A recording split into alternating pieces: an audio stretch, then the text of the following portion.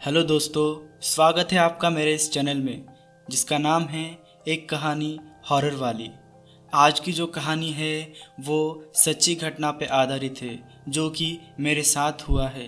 मैं आपको आज ऐसी दो कहानी सुनाने वाला हूँ जो कि आपकी रोंगटे खड़े कर देंगे, तो हेडफोन लगा के सुनना।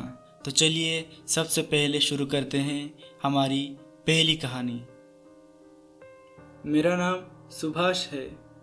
आज मैं आपको मेरे साथ घटी सच्ची वारदात बताने वाला हूँ। इस घटना ने मेरे दिल में इस कदर डर बिठा दिया है कि रात को बाहर जाने से भी बहुत डर लगता है। हुआ कुछ ऐसा था कि मैं एक बार मेरे दो दोस्तों के साथ खेतों में रुका था, क्योंकि वो दिनों हमारे गांव में बहुत सी चोरियां होती थी और हमारे खेतों में फसल रखा था। उसकी निगरानी के लिए हम 3 जन उस खेत में रुके थे।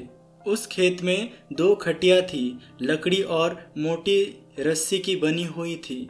हम तीनों उस खटिया पे सोए हुए थे।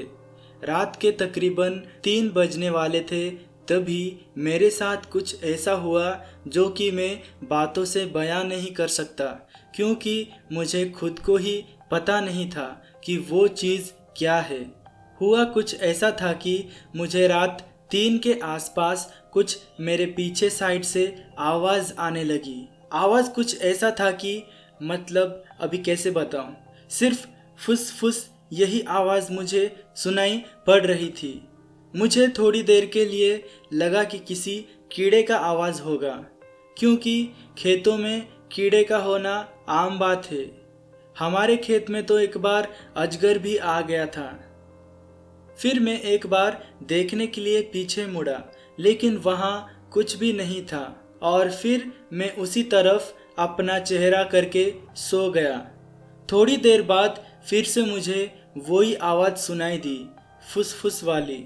तभी मैंने हल्की सी आँख खोली और जो देखा, मेरी आँख फटी की फटी रह गई।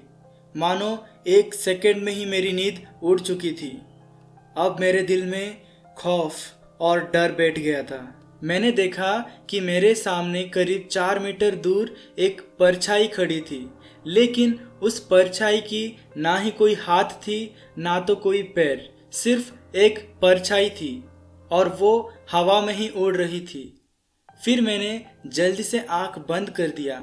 मुझे वो पूरी रात यही आवाज़ आती रही, लेकिन मैं वहाँ से हिला तक नहीं, वही लेटा था और वो परछाई मेरे करीब भी नहीं आ रही थी।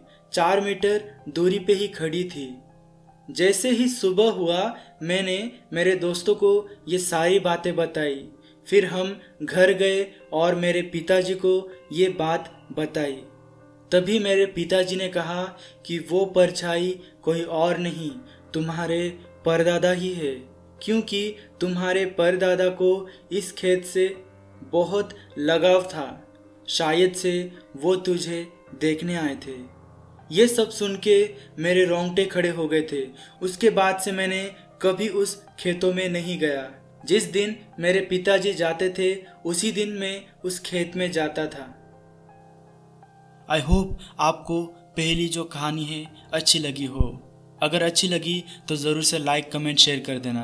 अभी हम बढ़ते हैं दूसरी कहानी के ओर। हेलो दोस्तों, आज मैं आपको एक सच्ची कहानी बताने वाला हूँ जो मेरे साथ घटी थी। ये किस्सा उस वक्त का था जब मैं तकरीबन 4 साल का था।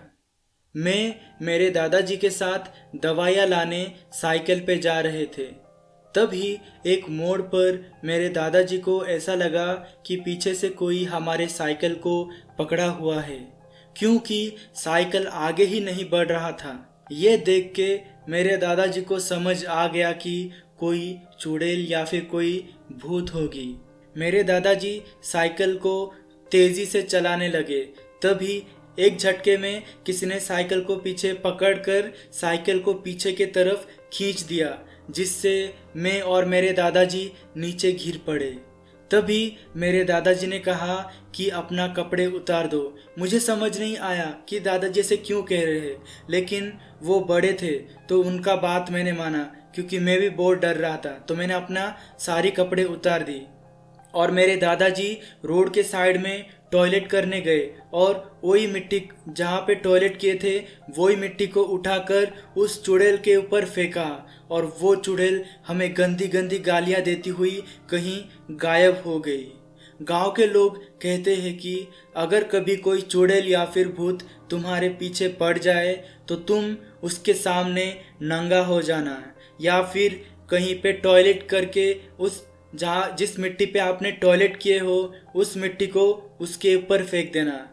आज भी मुझे उस चुड़ैल का गाली देने की आवाज़ याद आ जाती है तो रूह कांप उठती है। उस चुड़ैल का आवाज़ कुछ ऐसा था कि तूने ये बहुत बुरा किया साले कुत्ते कमीने चूतिया, तुम लोग को नहीं छोड़ूंगी। अगले बार दिख जाना तुम्हें कच्चा चुबा जाऊंगी। हाँ जा रही हूँ। मैं आशा करता हूँ कि आप लोगों को आज की दोनों कहानियाँ अच्छी लगी हो। अगर आपको अच्छी लगी तो ज़रूर से मेरे इस वीडियो को लाइक, कमेंट, शेयर कर देना और सब्सक्राइब भी कर देना। तो अब हम मिलेंगे अगले वीडियो में नई कहानी के साथ। Bye bye and take care.